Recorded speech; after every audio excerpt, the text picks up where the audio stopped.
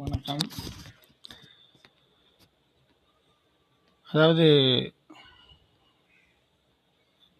சில நேரத்தில் விலங்கு, அதாவது புலி புலி சிறுத்தை சிறுத்தை கூட வேற ஒரு காரணத்துக்காண்டி அதை பயன்படுத்தலாம். புலி அல்லது நாய், நாயிலே கருப்பு நாய் வெள்ளை நாய் கூட கனவுகள் வித்தியாசம்.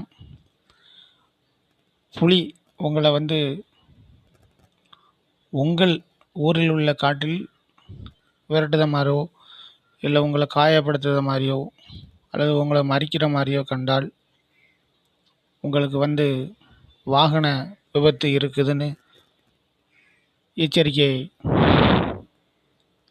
எச்சரிக்கை பண்ணக்கூடிய விஷயமாக இருக்கும். புலி உங்களை கடித்து விட்டு சென்று விட்டால் கண்டிப்பாக வாகன விபத்து நடக்கும். ஆனால் உயிர் சேதாரமாகாது, சில அடிகள் இருக்கும்.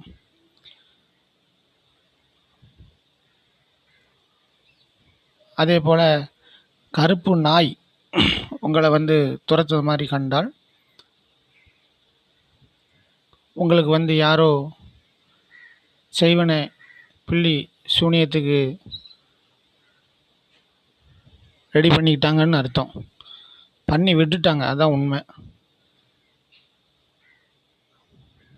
தாங்கள் அதனை சிறிதுபடுத்தக்கூடாது. உடனடியாக அதோட பரிகாரம் என்பது நீங்கள் செலவு பண்ணி செய்யக்கூடிய விஷயம் இல்லை.